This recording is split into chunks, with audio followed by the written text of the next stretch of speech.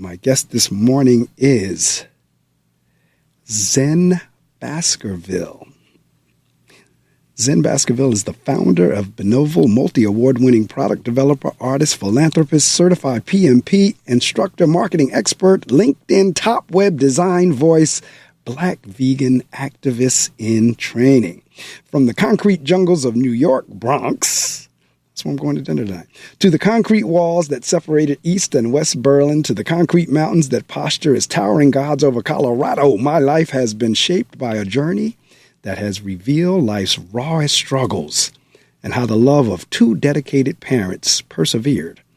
My earliest memories are not of blowing out candles, but instead perpetually searching for breath in oxygen masks. From the start, I've been given a shot at life, and I've seen too much to know that it is infinitely precious and that we and all that surrounds us are nothing short of miracles.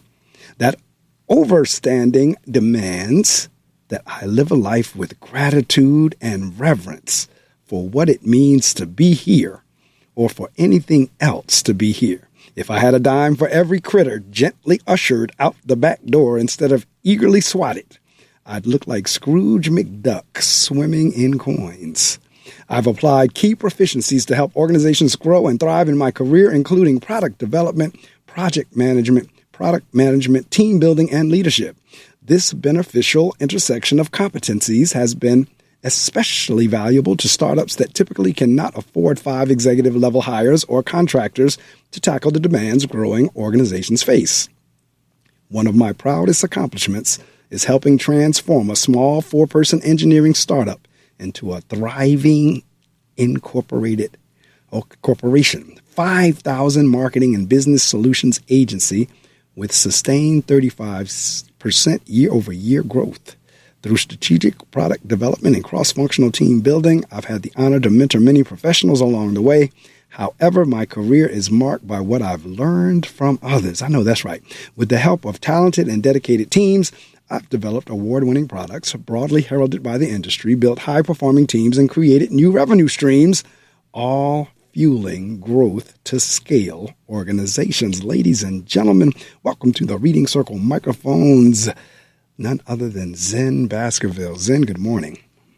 Hey, Brendan. Good morning to you and the audience. Thank you for that wonderful introduction. Man, I tell you what, thank you for rising early with me. Not a problem. Matter of fact, a lot of times people will tell me, don't read the whole thing, just read. And I said, no, we're going to read the whole thing because I need folks in the listening audience to say, if that can happen for Zehn, it can happen for me. And so that's why I like to read the whole thing, because I need folks to understand what is possible. I need folks I didn't know you could read the whole thing. I was like, he's going to read the whole thing? Yeah, that's right. And that is exactly what I do. I read the whole thing because I want the bios and the guests to be an inspiration. Like somebody out there listening may say, okay, you know what? I don't think I can do this, but I just listened to that. And if that can happen for Zehn, that can happen for me. That's the kind of kick. Like I'm principal of a school, and I constantly have people. Matter of fact, maybe you can come on over. I have constantly put people in front of my students because I never know who that one person is, that one child or more than one child say, that's what I want to be. I want to be like Zehn. I want to be like Mr. Baskerville. I never know whenever anybody's in front of them what's going to be the trigger. What's going to be the light switch going on saying, I want to be like him or her or what have you. So yes, that's a long way of saying that's why I read the entire bio. So, all right. And as I said, as we chatted, I told you I don't work off a question unless my questions come from your answers.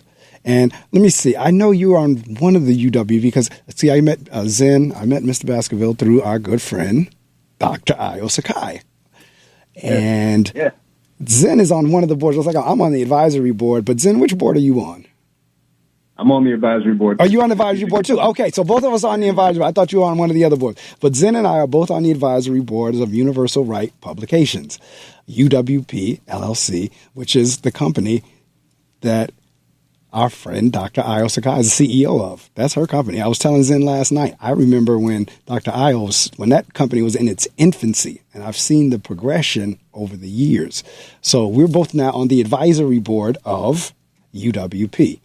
So, okay, You say you start from the concrete, because my thing is kind of like, where did this all begin? Like, we just closed out Black History Month, and now you're an African-American male. I'm an African-American male. A lot of people think, we're inferior or can't do anything, or we're stupid and we're dumb, and no, we're not. So this, to me, is a good way as we kick off Women's History Month and close out Black History Month, which is not closed out. But in any event, where did this all begin?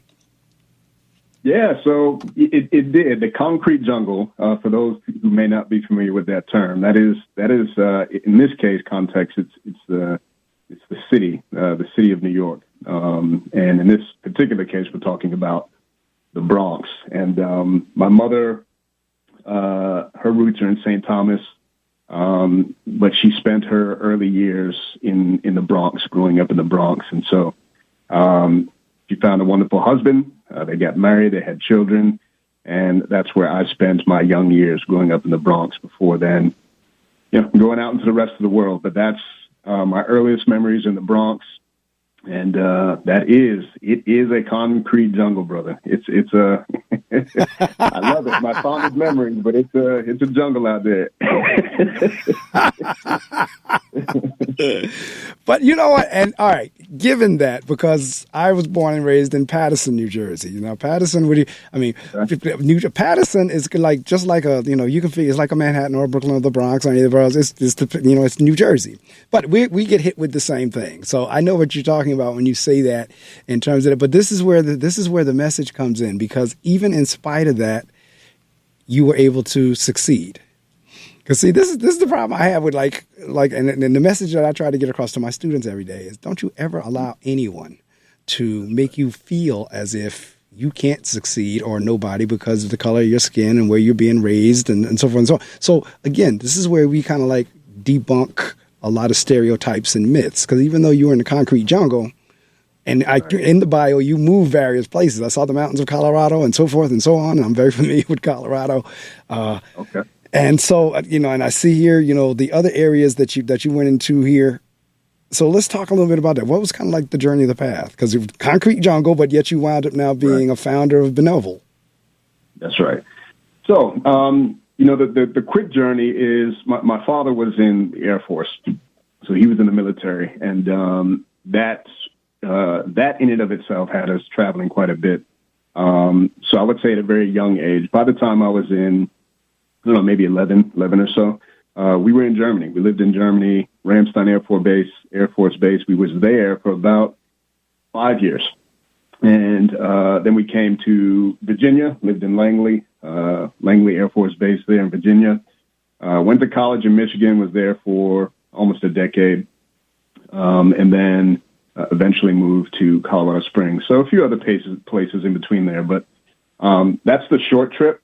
And I would say in that time, you're talking about a young man growing up to be in high school and then going into college, then figuring out what you want to do with your life, and ultimately trying to learn how to get there. And there were some obstacles. I think, initially growing up in the Bronx, it's, you're starting from a position of incredible challenge. And, my parents, like many of us, did not come from wealth. They had to build their lives. And they did that. They worked hard to build their lives. And they provided for me. And so that was part of my success story, was them, being, wonderful parents and sacrificing to give me all that they could. When I wanted to go to wrestling camps, right? That was one of the things I did in high school. I wrestled in college too. It cost so you're going to hear a common thread throughout, when we talk, and the common thread is going to be lack of access. But Correct. One of the things in wrestling or in any sport, you can pick your sport. It costs money to participate. And I would want to be good, right? So we wanted to go to camps, wrestling camps in the off season, and they would ship us off to these camps, and they cost, unspeakable amounts of money to do that. But it's how you got better. And so I got really good because of them, and that unlocked many, many other doors. As a result, I got recruited by colleges to come wrestle on their teams, and I met some of my best friends, and And so there was there was a lot that had to be broken through in order to give me the opportunities that I had and aspire to live the life that I wanted to live and learn what I wanted to learn. And and so I picked up a book of how to code, and I said, this is what I want to learn. And the college that I was at the time didn't really teach it. But a best friend of mine, he said, a man who wants to learn will learn. And I'll never forget that. And I did. So I picked that book up. I learned how to code. And fast forward, today I have I've done a lot in my career to scale organizations. Read a lot of that in your bio. But now I have my own entity, and launched that in 2021 to bring a lot of the competencies that we use to scale organizations to the do-good sector. And so mission-focused organizations, the champions of change, people out there trying to change the world, thought leaders. We talk about UWP as a good example of that. We help those organizations through numerous competencies, operational competencies, digital transformation, web development, product development, digital marketing, et cetera. All of those things in the tech space. That's where we thrive, in the tech space.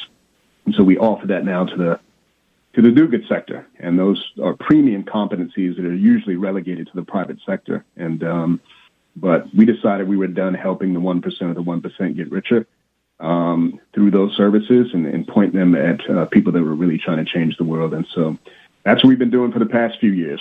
So it's been a bit of a journey, but we're here. Well, this is the thing. This is the thing for me in terms of, as I said, debunking myths and stereotypes. You said you wanted to learn coding. Now, yeah, I'm definitely got that. I don't care if I have to do it on Zoom. I'm definitely going to have to get you in front of my boys. Because I know. in terms of choosing that as a vocation or choosing that field, are there many, and this is like my guest I had last week, we were talking, she was a female, and the area that she's in, I know there are not many black people, let alone females. I'm asking you that same question. Do you come across, or is the number growing, or are we seeing black folks or African Americans get into coding? Well, there are some of us, but you don't see us. And you pull up any marketing agency, any tech firm, and you go to their team page, and it is a homogenous picture of who is there. We don't get hired. We are often overlooked. And when you do see us, we're often doing something in the solopreneur space, or we're doing something in the hobbyist space. Sometimes you see us break through, but it is not common to see us in spaces. When you think about the tech space, it's just not common to see us there. And a lot of that, again, let's just go back to access. To be a coder, or to be a graphic designer, to be a web developer, to be a 3D artist or an animator, these things cost money to Correct. Be in these spaces, to learn, not just to participate in it, but to learn. The applications that you're going to be using cost money.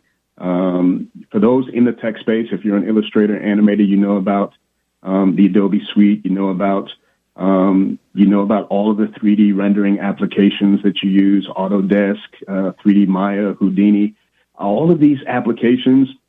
A web server, if you want to be if you want to work in web, you're going to need access to a server environment. You're going to need access to coding tools. You're going to need access to extensions and plugins and frameworks. All of this stuff costs money, and money can be a tremendous barrier, preventing people from even learning. Never mind participating, but learning. And we have not found a way as a society to make education free, and the tools that allow you to continue your learning journey without the burden of money being standing in the way. And so that is a challenge. If you come from privilege and that's not an issue for you, it's not an issue, and it can seem seamless to you. Oh, I'll buy these tools, I'll do this, and it's just your path is straight. And for so many of us that don't come from and don't have and are trying to find a way, it can be really difficult because of the money barrier. And so that explains a big piece of it. But then obviously, yes, we have to be seen as valuable contributors to any team that's looking to leverage the skills that we bring. And so that's the other piece of it. But it's difficult, and we aren't represented broadly. Okay, so all right, a couple of things. Going back to when the first time you talking about your dad was in the Air Force. That's a common. I was in the Air Force as well. I'm familiar with all those bases you're talking about, and so I was a jet engine mechanic. So I did that for like 9 years, and I was in the Air Force also. So I'm familiar with that. I was like, love the Air Force. I really did. And now the part you're talking about here with the coding, because I deal with kids every day that their top aspiration is to be in the NFL or the NBA. And then in terms of as far as like coding and stuff like that goes, the only thing that all they want to do is play the video game. And we're constantly trying to help them and say, okay, that's great that you want to play it. But have you ever thought about right, exactly. Have you ever given some consideration to that you could be the one designing a game that you now can make money from?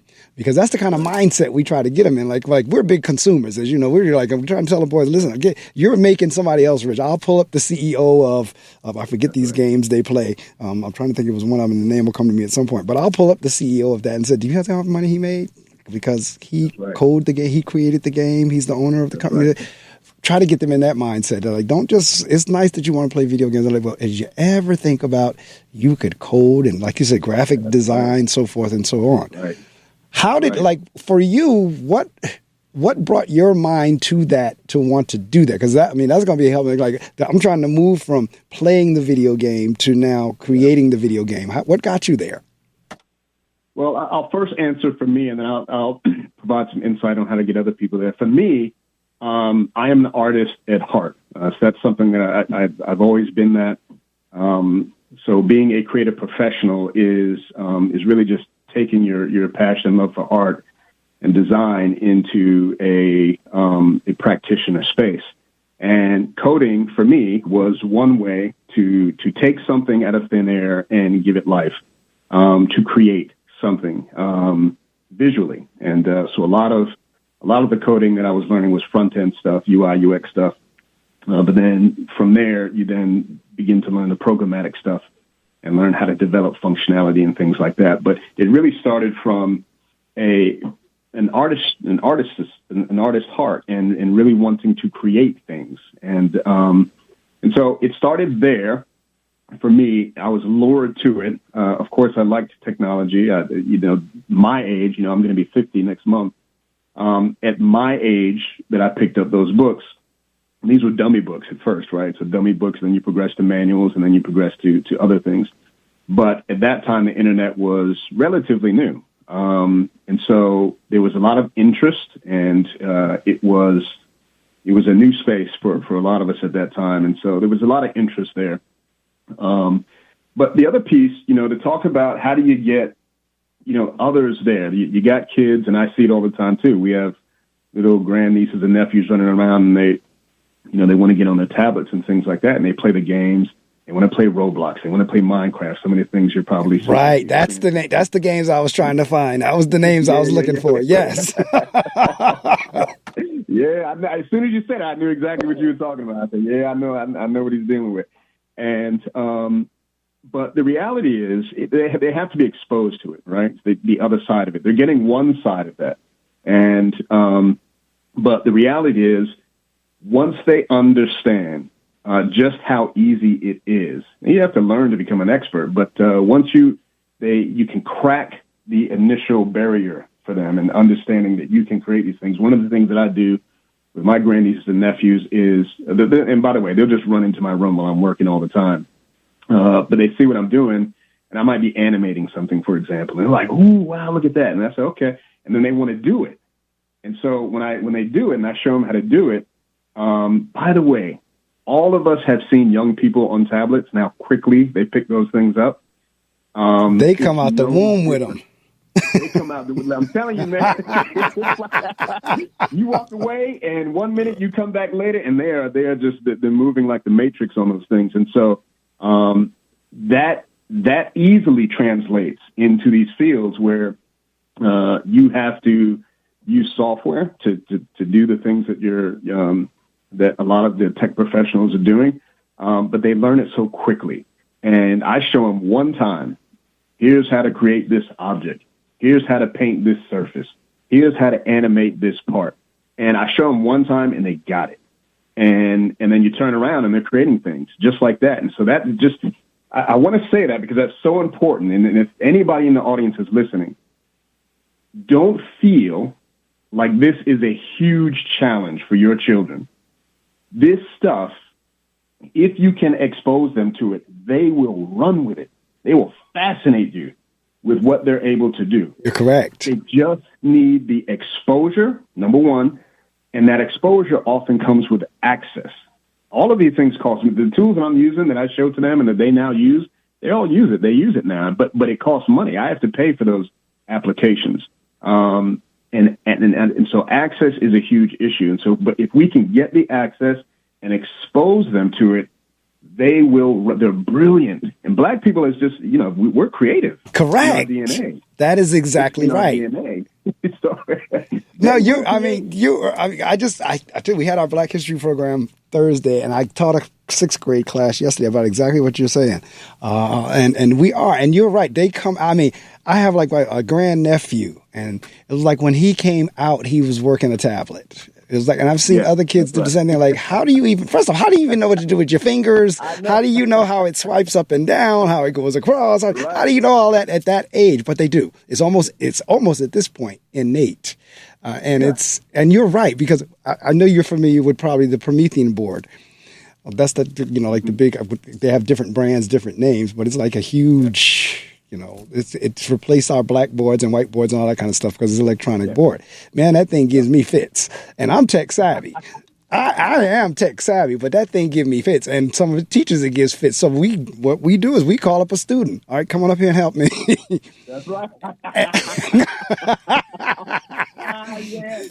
And they come up there and they do a couple of things with their fingers and swipe stuff up in there, and it work. Yep. Wave a magic wand. So true, brother. That's so right. true. But that's what we do. My school goes from 3rd grade to 8th grade. We'll call up a 3rd or a 4th grader. We'll listen, we need some help. Come on up. And certainly by the time they're in the middle school, they really know how to do it. But forget about it. But to my point is, for those, and like I said, I'm tech savvy, but that thing give me fits. It don't like my fingers or something. I don't know. But the kid come up there and it's like you said, waving the magic wand. I'm telling you, man. I'm telling you. So that's all they need. They just give them the access and they will run. And but you're right. It's all of them are they take to the technology. It does seem innate. It seems intuitive. And so it's transferable. It's really transferable into skills that are quite valuable in profession, and even for yourself if you want to think about building a business yourself. You don't always have to lend that talent to a corporation, but if you can build the Minecraft, if you can build the Roblox, like you were saying, you can build the games even within those systems. People make money off the games that they create within those systems. So there's levels of where you can position yourself, and but being able to create, being able to build for ourselves is such an important message. I'm happy to hear you say it, but it's easier than you think if we can just get the access. So in terms of like a PMP, tell because listening audience may not know what a project management professional is. Talk a little bit about what is that? What is a certified PMP? What is a project management professional? Sure. So a certified PMP is someone who has mastered the discipline of project management, and there are many methodologies within project management. But project management, at its core, is a field, a discipline that allows you within an organizational structure. Let's just think of business, for example, but it can be applied in government. It can be applied in your personal life. Is how do you take an endeavor and ensure that what you want to do is actually achieved?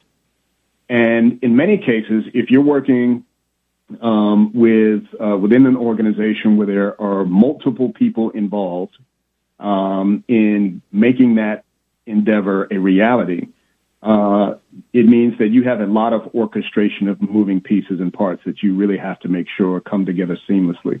And so you're assigning tasks, you're assigning resources. Things can get off track, and naturally, if you have large projects, they will.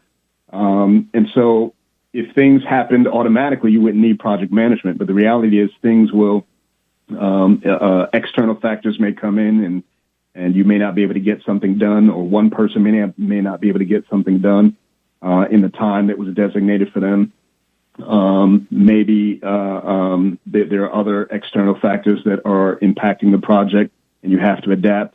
Project management there is to ensure that whatever's happening throughout that journey, from the ideation to the completion and shipment of that deliverable, that things remain on track, within scope, to specification, and within budget. And there are too many moving pieces that can affect any one of those constraints.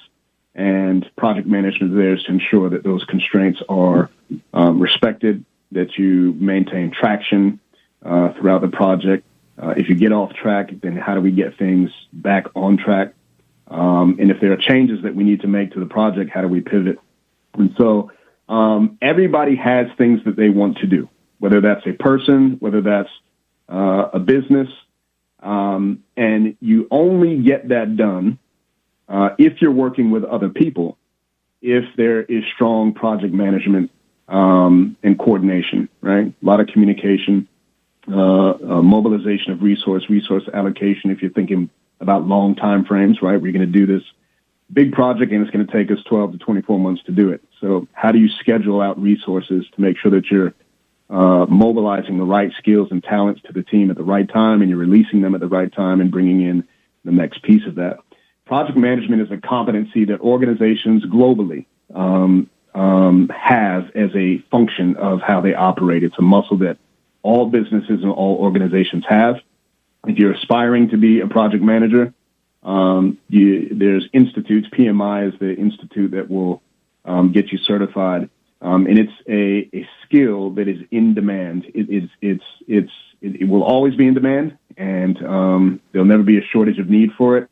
And all businesses that have any goals to achieve anything will not do it without project management. So that's what project management is.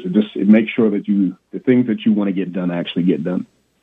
All right, listening audience, I hope you've been with me since 6, but I really hope you've been with me since 7. As my guest this morning is Zehn Baskerville, and we're talking about a black man, an African-American male, who is in an area that are not a lot of African Americans. And that's not to say there's none in there. That's not what I'm saying. But of course, like anything else, there's not a lot, because this is a specialized area that a lot of times many black folks, unfortunately, for either lack of exposure or don't even know it exists, because that's the one good thing about kids coming up now, that they are being exposed to all these different things. I mean, they are getting coding in school. Even like I have a technology teacher that he does elementary basic, and I do mean basic coding, but they are being exposed to coding. So my guest this morning is Zehn Baskerville, and he does that, and that's what we're talking about. And I'm going to jump down to web design and development specialist. Talk a little bit about, because all of us, I mean, I have my own web page. I did it myself on Wix and so forth and so on. But I mean, you have really professional web pages that when you go on there, they do exactly what it's supposed to do. So talk a little bit about web design and that. And then I'm going to go into your philanthropy. We were talking about it on the phone about Kenya. So tell me about the web design. Yeah, sure. So web design, it's interesting. It's really changed a lot over the past decade. And I've been doing it for a couple of 20 years now, and I've seen it really transform. And technology itself, like anything else, I mean, technology moves quickly, especially in this space. But web design is really it's on one end, if you are a creative person, it's an exciting place to hone your skills. It's an exciting place to discover how you can take your art and your visual. A lot of graphic designers, I think, if you're not doing web design, you might want to consider how that transfers over to web design. There's design and there's development, but I'll stick on design and I'll move to development here in a moment. But design is it's really how do you take someone's idea, someone's vision, and bring it to life on a canvas, a digital canvas, in a way that most reflects their vision, but does that with sound design fundamentals and principles. There's a reason that not anyone can design a functional, cohesive website with clear messaging, clear layouts and color schemes and brand ID. That is all a skill, and it's why opening up a Wix can be a Wix or whatever you're using to build a website is, even if you have a template, how do you transform that into Correct. something that reflects you? Correct. It's really, there are principles and methodologies That is correct. are at play to bring that true. And so it is a discipline that goes beyond coding. Anyone can code. So this is probably my biggest takeaway here. Anyone can code. Anyone can open up a Wix, like you said. The real value that you're going to bring to a web design project is really understanding good design principles. Anytime when Correct. I'm mentoring someone in web design, and I say, okay, here you're going to develop a project, you're going to do a sample project, I say the first thing I want you to do is I want you to go out and I want you to show me a dozen examples of good web design. And the reason you're supposed to do that is seek that inspiration is because oftentimes if you're starting from a position of, I have this idea and all the creativity and the best of what could possibly be lives in my head, then that is a position where you have assigned yourself way too much credibility. So even myself, before I go out and start designing anything, I'll go out and see what is the benchmark, what are the modern design trends, where's design going, and get a good benchmark for what is considered good design in 2025, because it's different in 2020, 2021, or it's different than it was in 2010. And so you have to start from that position. So just web design itself is really about how do you creatively, professionally, and effectively present something in an aesthetic way that is going to attract the visitor to stay on the page, to want to learn more about you or your organization, and then ultimately convey the credibility that you want that will ultimately entice that person to want to engage you. That is not coding. That is that takes a different discipline. And so the coding piece is now easier than ever. You can have, there's a lot of no-code builders and things like that. And so people that are designers or creative people or visual people, you can step into this space pretty easily. But it's the other things that really take you from not just knowing how to stand up a web page, but make sure that you're building in according to modern standards with good aesthetic and good story brand and messaging. That's the separation. And that's how I think of what separated me is really just those other pieces, not the coding. Coding is what it is. So, and in our listening audience, you all know where we are now is you turn on your computer and you go on various websites. What people don't know, because it's not like these websites magically appear. Exactly what Zehn is talking about. Somebody had to create that. Whenever you go to if you're looking on a restaurant website, or if you're looking on a store website, or you're looking on a designer website, whatever, somebody had to put that website together.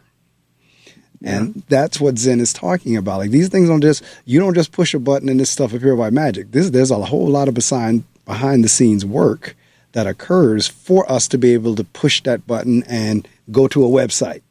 And you're right, all websites are not created equal. No, man.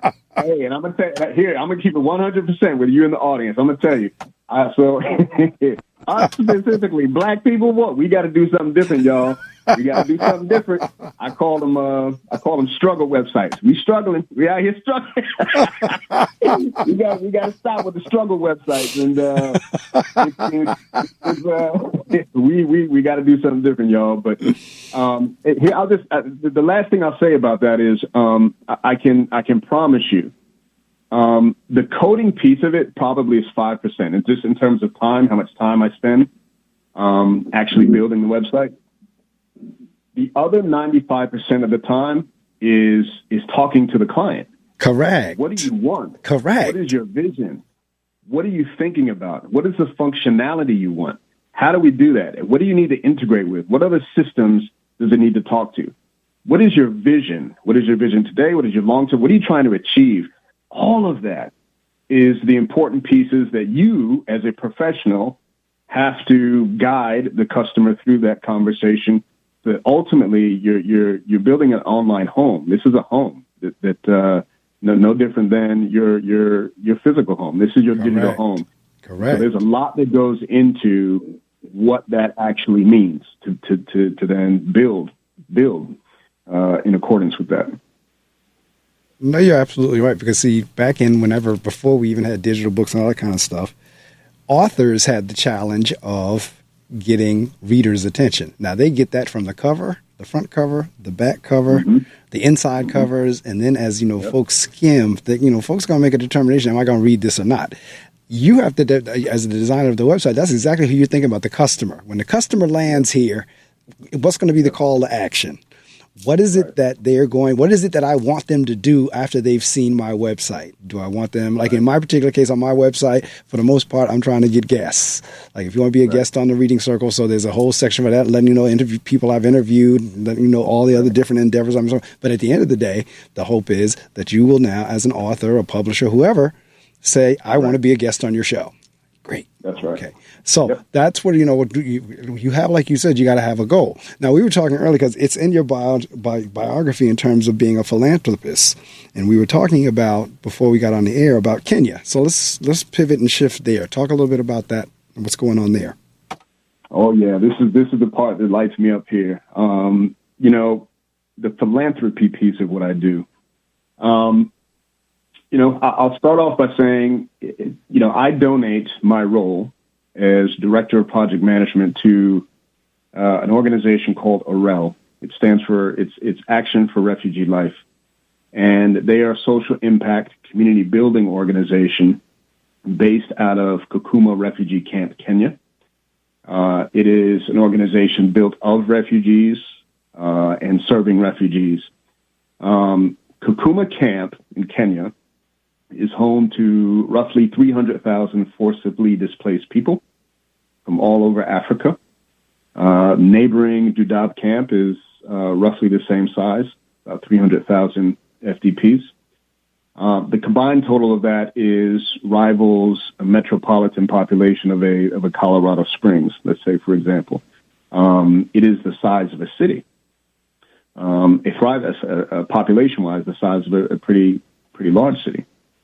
And these refugees are from all over Africa, a lot of them from some of the crisis regions that a lot of us are becoming more aware of. So we think about Sudan, we think about Congo, we think about the DRC, we think about Somalia, but a lot of the regions in Africa that are really struggling, and struggling not for some accident. They're struggling because someone else is exploiting them. They Correct. often say, Correct. They say, people often say, and it's just a misuse of language, and so we have to use different language.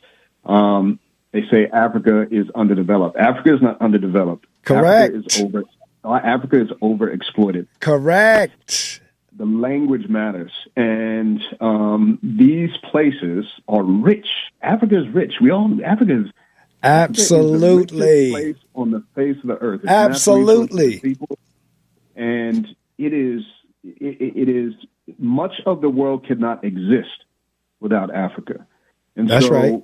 Africa is not underdeveloped; it's overexploited, and the exploitation is real, and it has devastating consequences for the local people who are getting exploited. And so there are genocides all throughout Africa. There's crisis all throughout Africa. A lot of it is man-made. And it is, so that is where these refugees come from. And so this organization is, shout out to Kiza. He's the CEO. He founded the organization. And he reached out to Benevolent, I think somewhere around 2022. He reached out and was seeking consultation on how he could take this organization and grow it and scale it. The exact same thing that would happen in the private sector, he was coming to me and asking. And Benevolent, my organization, again, we focus on mission-focused organizations and leaders. We made that pivot to help the champions of change achieve the same type of growth and scale that would be seen in the private sector, but for people that are actually trying to change the world. So he came and he said, this is what we're trying to do. And what do you think?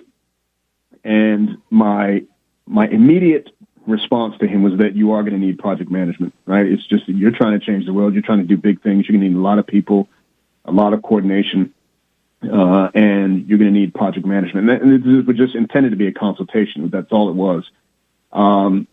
But he came back to me and said, can you help me do it? which I wasn't expecting that. I wasn't, this was a consultation like no other just like a regular consultation. And he said, that sounds fantastic. You're right. That is what we need. And can you do it? And I thought for about 5 seconds, and I said, absolutely. and I know that's right. and I knew what I was getting into. He wasn't asking me, can you do it? And here's $200,000, $300,000 to help us do it. It was, can you do it? Can you help us? And so it was going to mean that I had to donate those competencies and my time to stand up a project management function for them and lead that project management function. So fast forward, I'm the director of project management at Arel. I spend a good portion of my week helping them, but that has grown into a broader, closer relationship with my African brethren and sisters over there in that organization. I donate consultancy to them that overlaps everything that I do. But there's two pieces, Mark, which I think are the story. And that is, one, I co-developed, Benevolent, my organization, NRL, co-developed a program called the Internship in Action program. And this program is where we take the refugee students, and NRL teaches digital training courses. That's what they do. They train refugee students in web development, in data analytics, cybersecurity, et cetera. They train them in all of the tech space skills that are in most demand through courses, and these usually 5 to 6 month courses. But the Internship in Action program that I co-developed with them takes students into an open classroom session that I held once a week, sometimes twice, at a minimum of once a week. And in that open classroom session, those students who are aspiring web designers, developers, et cetera, are getting to watch me do the work. Now, wait a minute. These are students in Africa? Yeah, these are students in Africa. These are students in Africa. All right. They are students in Africa. They're not just students in Africa. They are refugees living in these refugee camps. The conditions are extremely challenging for them to be able to connect with us and get an opportunity to see what it is to actually work on real world projects. And they're working at Benevolent as clients.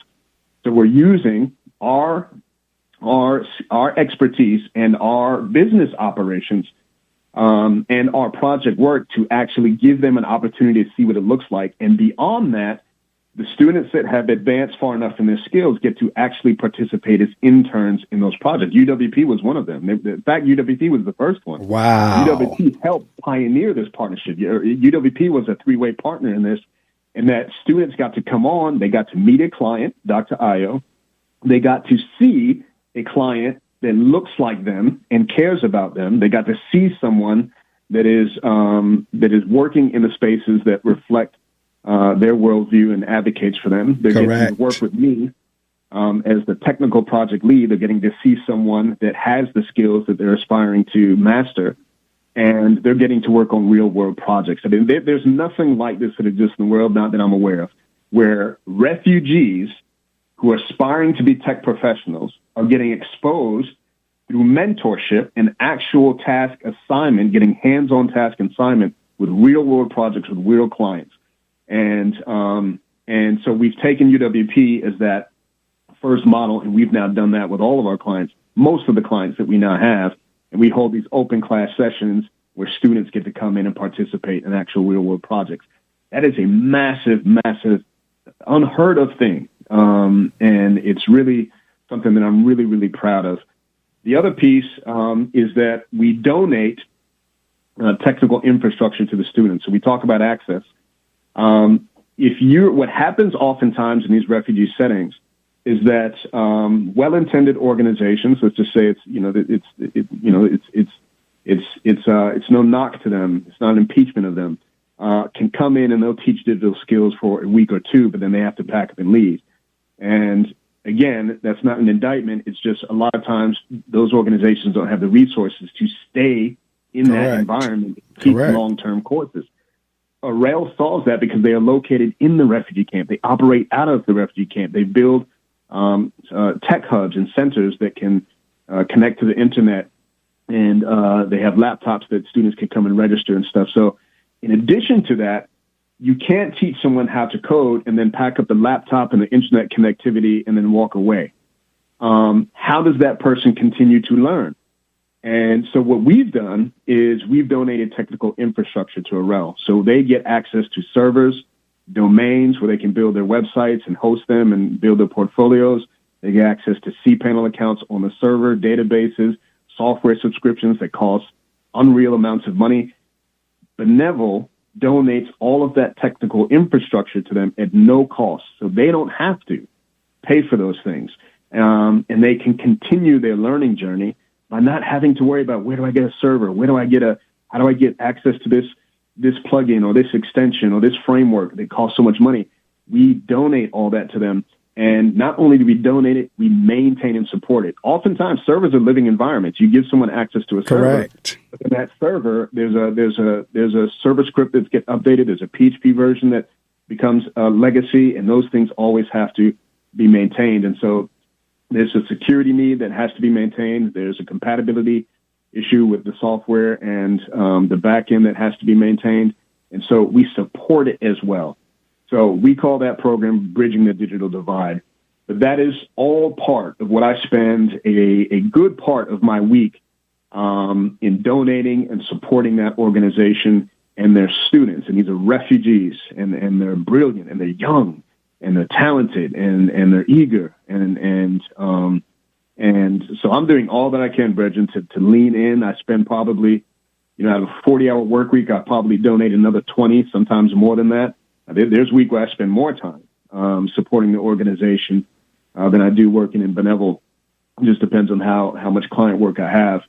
But that's a big piece of my philanthropy, is really helping Black people, and particularly those in some of the most challenging circumstances in Africa, to really how do you get them to the next place so they can have they want to be self-reliant. They don't want aid. They don't want handouts.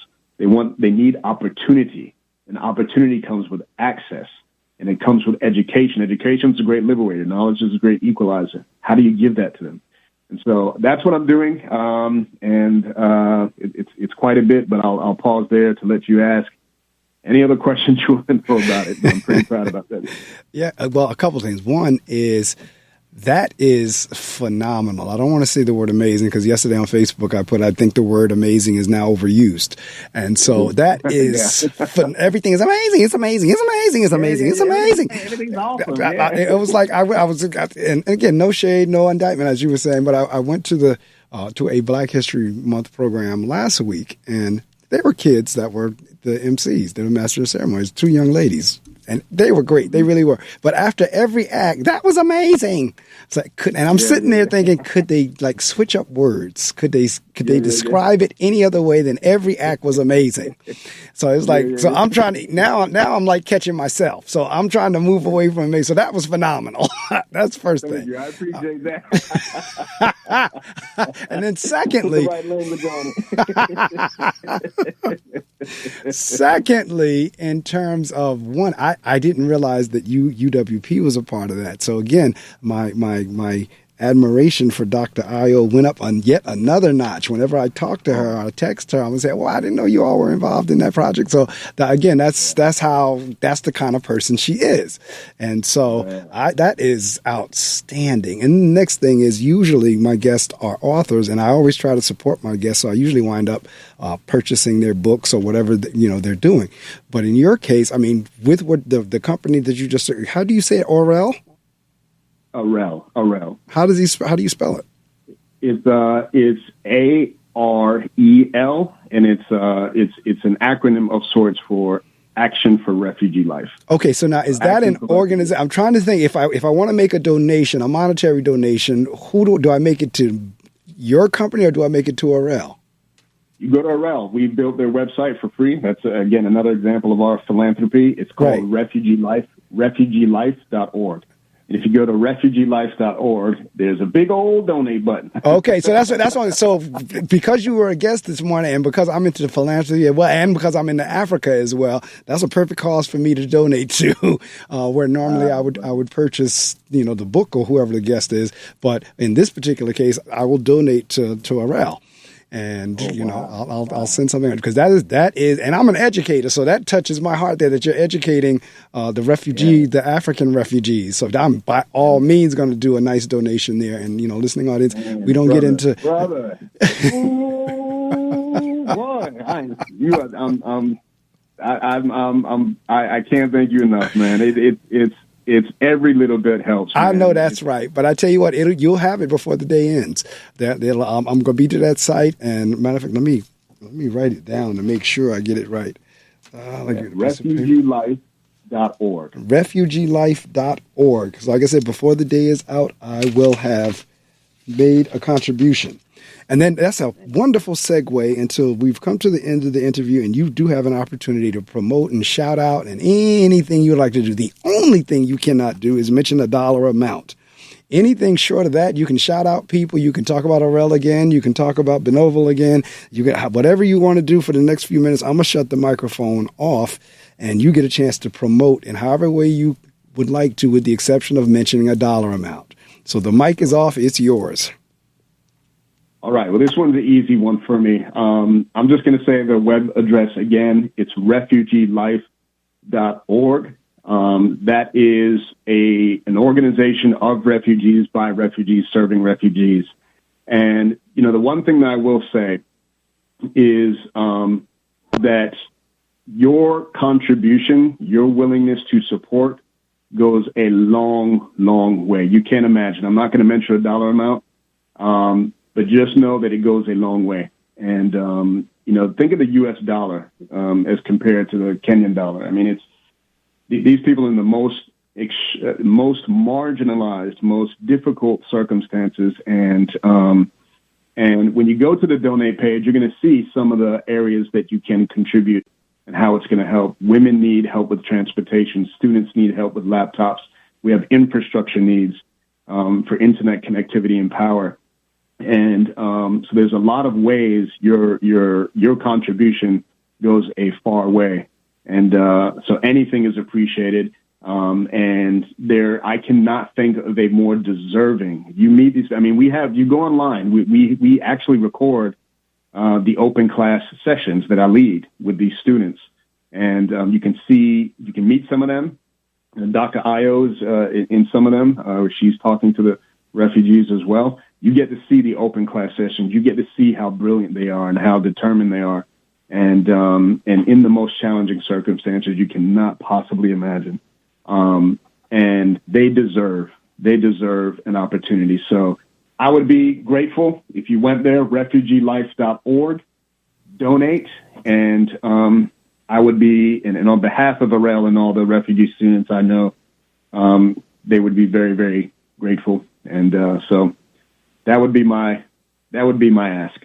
Well, I'll tell you what, I'm on the site now and I see it. Refugee Pathways, Action for Refugee Life, empowering refugees with the education skills and support they need for a self-reliant future. So like I said, trust me when I tell you, as I sit here before the day is out, I will have hit that red donate button. Thank you. Thank you so much, Brethren. Really appreciate you and giving me a time to speak and being on your show amongst, I've seen all the other guests. I am in a company of royalty. So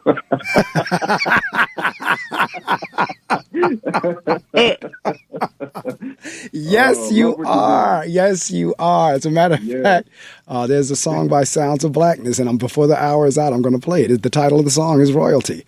And I played it for my students on Thursday at the end of the Black History program. I played it, and I'm laughing because oftentimes, and Dr. Io is one of them, we address each other as king and queen. So, and when you say of royalty, yes, you're absolutely right. 100%. 100%. But yeah, I mean, matter of fact, I'm seeing because the UWP page is very similar to this. So did you do the UWP page? Yeah, I built so I built the UWP website. Okay. Built the refugeelife.org website. If you went to Benevolent, you can get familiar with our portfolio of work that we're doing. Okay. If you're just interested in beautiful things and seeing beautiful work, head over to Benevolent, BNEVOL.com, and click on our portfolio. You're going to see a lot of the work that we're doing. I'm pretty proud of that portfolio. But yeah, we did the UWP website. Okay, because I'm looking at how this one, the Orel page is going, the refugeelife.org, how it's rolling out and the visuals and everything. I said, wait a minute, that looks like UWP. So I can see your influence. I can see it. Yeah, visuals. We use visuals, boy. Yeah. and you know what? And I'm a visual person, so that works for me. I'm visual. I mean, we have the different learning styles, visual, auditory, kinesthetic. So I'm definitely visual. So this works for me. It really does. Wonderful. I appreciate that. That's an endorsement. I'll take it. Yes. So listening audience, refugeelife.org, REFUGEELIFE, all to connected.org. And the other one was Benevolent. Say that one again.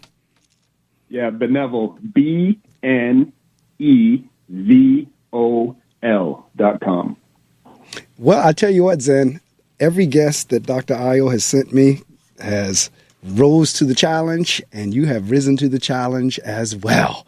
So you are a part of the royalty now as well. I'll get the show out. I'm backed up 2 episodes. I have 2 episodes and now this one. So now it's 3 episodes, but you will get the links.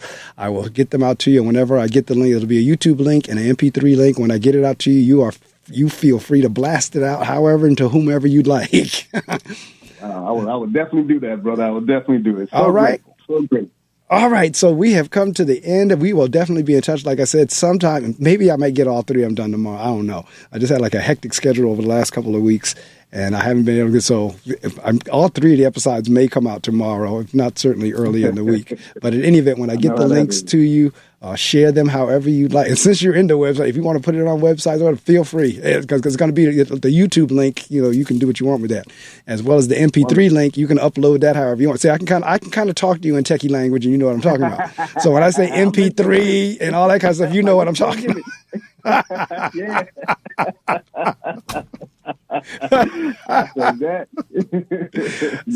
So, all right, man, we've come to the end. Wonderful time chatting with you. I'm so glad, again, like the sister I had last week, and I have you, we are forging ground into areas where in many instances, first off, you got people who don't look like us think we can't do it. That's first thing. Then we have people who do look like us that are not exposed to it, so we don't know anything about it. So I'm glad to have the opportunity to expose, and now people get an opportunity. Yes, we can enter that field as well. We don't all have to be in the NBA and the NFL. There are other things out here as well. And for the kids, like I was telling you earlier, not only can you play the game, you can wind up creating and inventing the game and making some money for yourself. Yes, absolutely. 100%. Yes. So, all right, man, we will be in touch. So glad to have had you on here this morning. All right, brother. Appreciate it. All right. Take care now.